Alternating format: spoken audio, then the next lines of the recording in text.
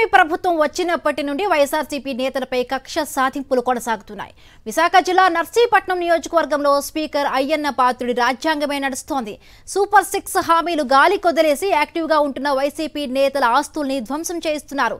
అయ్యన్న రాక్షస ఆనందానికి తాజాగా ధ్వంసమైన భవనం గురించి తెలుసుకుందాం. ఉమ్మడి విశాఖ జిల్లాలో కూటమి అరాచకాలకు అంతు లేకుండా పోతోంది. అంబేద్కర్ రాజ్యాంగాన్ని పక్కన పడేసి నారా లోకేష్ రాసిన రెడ్ బుక్ రాజ్యాంగాన్ని అమలు చేస్తున్నారు. స్పీకర్ అయ్యన్న పాత్రుడు ప్రాతినిధ్యం వహిస్తున్న నర్సీపట్నం నియోజకవర్గంలో వైఎస్ఆర్సీపీకి చెందిన నాయకుడు కర్రి శ్రీను భవనాన్ని కూలగొట్టించి రాక్షసానందాన్ని అనుభవిస్తున్నారు. 10 ఏళ్ల క్రితం కొన్న భవనాన్ని కక్ష సాధింపు చర్యల్లో భాగంగా ధ్వంసం చేయించారు. ఇంట్లో సామాన్లు బయటికి తెచ్చేందుకు కూడా సమయం ఇవ్వకుండా అధికారులు దుర్మార్గంగా వ్యవహరించారు. పోలీసులను వెంటబెట్టుకుని కర్రి శ్రీను ఇంటిని తెల్లవారుదామునే ముట్టడించారు స్థానిక ఎంఆర్ఓ. శ్రీను ఇంటిని ధ్వంసం చేయడం వెనుక స్పీకర్ అయ్యన్న పాత్రుడి హస్తం ఉందని వైఎస్ఆర్సీపీ శ్రేణులు విమర్శిస్తున్నాయి.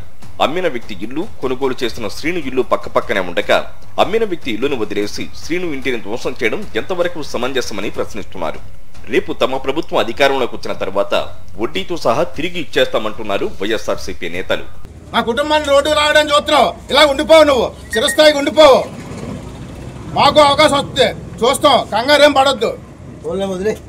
వదిలేయడం కాదు, ఎలాగో చేస్తామండి. ఆ బిల్డింగ్ తీయమండి, ఆ బిల్డింగ్ తీసి బిల్డింగ్ రండి. అది వాళ్ళ దగ్గర కొనుక్కున్న బిల్డింగ్ ఇది మనం ఏం కట్టింది కాదు. మనం కొనుక్కున్నాం. ఆ బిల్డింగ్ జోలికి వెళ్ళమని సిద్ధేటి అధికారులు రూల్ ఉంది. సరే, ఆ రూల్ ప్రకారం తీయండి. ఆ బిల్డింగ్ తీసిన తర్వాత బిల్డింగ్ రండి. నర్సీపట్నంలో వైఎస్ఆర్సీపీ నాయకుల ఇళ్లను ధ్వంసం చేయడం ఇదేమీ తొలిసారి కాదు. గతంలో ఇదే తరహాలు చిటికెల చిన్న ఇంటిని ధ్వంసం చేశారు. నర్సీపట్నం ప్రజలు అయ్యన్న పాత్రుడిని గెలిపించింది ప్రతిపక్షానికి చెందిన నేతల ఆస్తులు ధ్వంసం చేయడానికా అని మాజీ ఎమ్మెల్యే పెట్ల ఉమాశంకర్ గణేష్ ఫైర్ అవుతున్నారు.